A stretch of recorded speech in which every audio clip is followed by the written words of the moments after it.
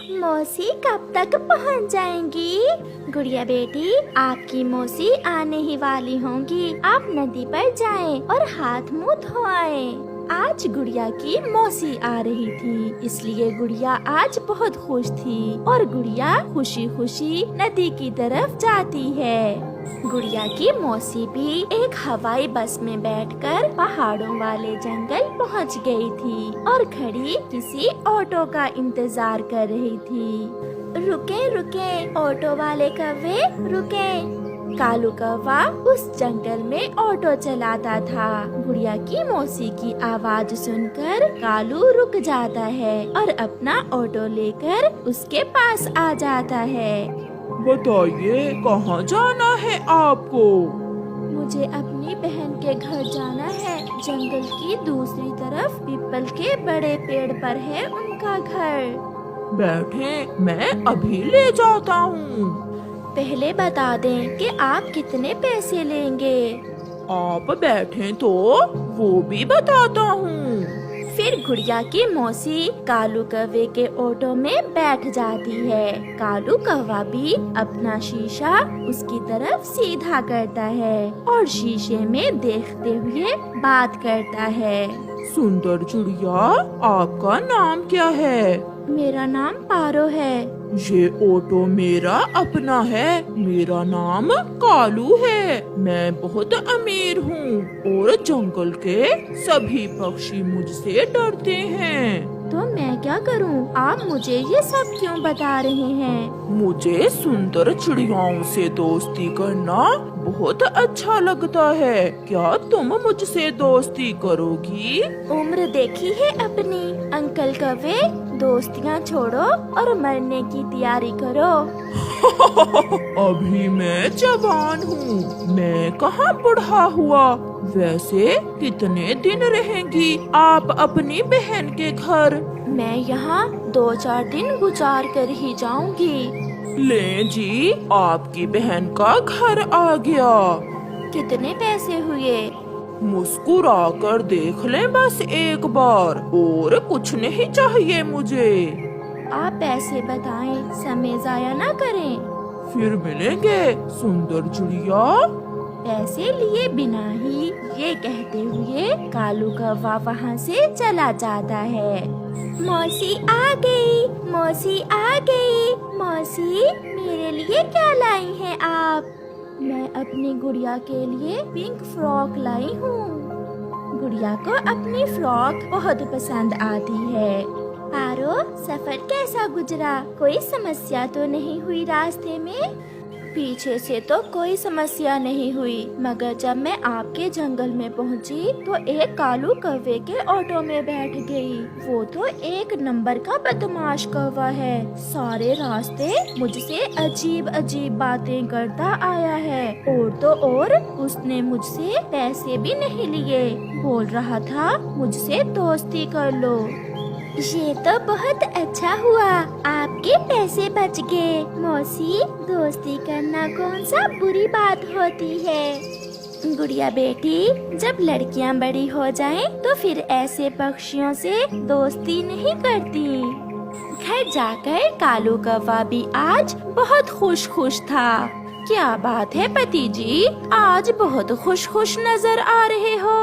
आज मैंने रास्ते में फूल पर बैठी एक तितली देखी। वो बहुत सुंदर थी, इसीलिए मैं खुश हूँ। सुंदर, बहुत सुंदर थी वो तितली। दिल कर रहा है अभी फिर से उसे जाकर एक बार देख लूँ।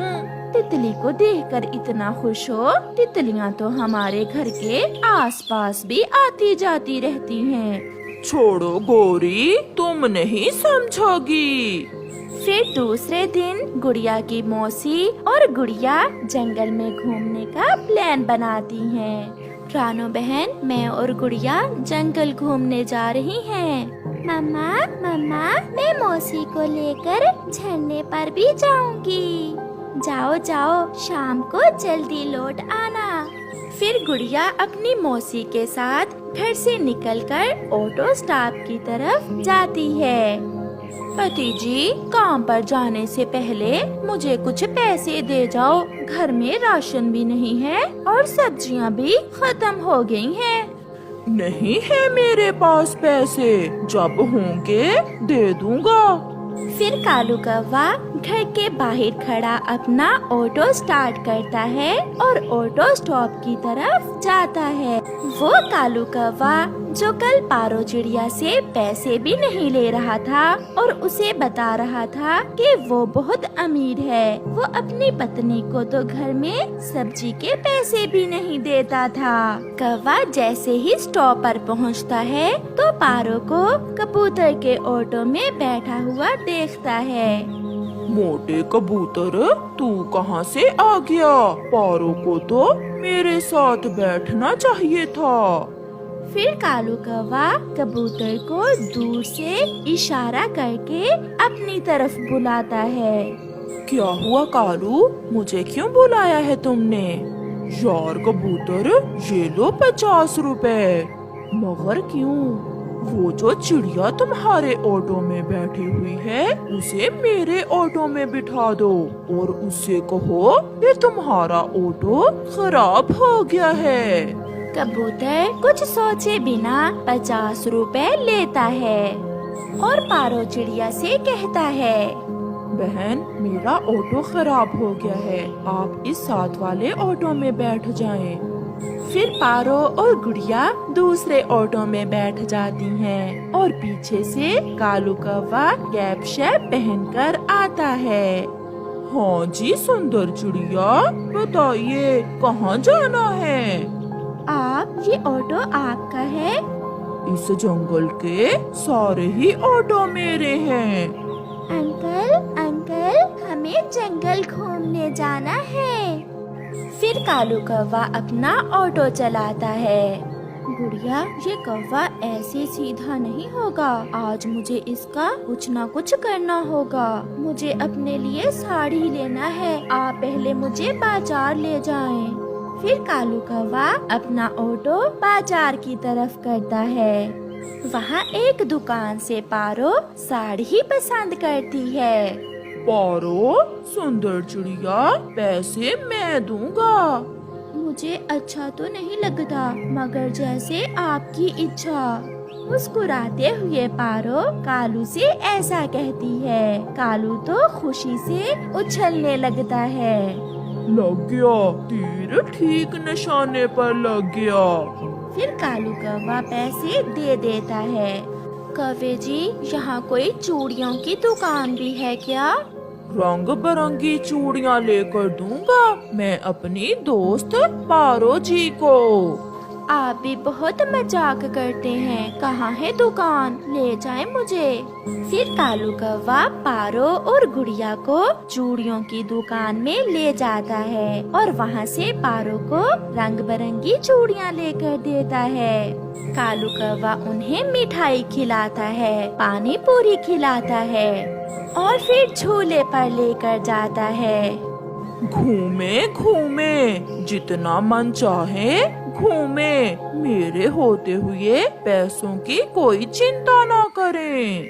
कौवे जी, क्या आप अपनी पत्नी के साथ भी इतने ही अच्छे हैं?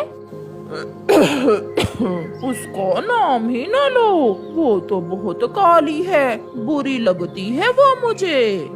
शाम हो जाती है। फिर कालू कौवा उन्हें लेकर वापिस होता है। घर पहुंचकर पारो अपनी बहन को सारी बात बताती है। ये सुनकर उसकी बहन रानो चिड़िया हंसने लग जाती है। बड़ी, अब चलें और मुझे उस कालू कौवे के घर लेकर जाएं। मगर क्यों, आप चलें बड़ी। फिर रानो चिड़िया अपनी बहन को लेकर कालू कौवे के घर चली जाती है। कालू बैठा रोटी खा रहा था। पारो को अपने घर देखकर कालू कौवा डर जाता है। आए आए चिड़िया बहन। गोरी कौवी आपका नाम ही है? हाँ हाँ, ये साड़ी और चूड़ियाँ हैं, ये आप रख लें। और अंकल कालू जी, जो ध्यान आप बाहर देते हो अपने घर पर दो। समझ के अंकल कालू, या खुलकर बता दूं? मैं समझ गया, मैं सब समझ गया। प्लीज और कुछ ना बताना। रानो, क्या बात है? मुझे तो कुछ समझ नहीं आई। गौरी बहन, आपके पति को सब समझ आ गई है और आज से वो आपको हर चीज लेकर देगा, है ना अंकल कालू? हाँ हाँ, बस आप यहाँ से चली जाएं। फिर पारो और उसकी बहन चली जाती हैं और उस दिन के बाद कालू कौवा भी सुधर जाता है।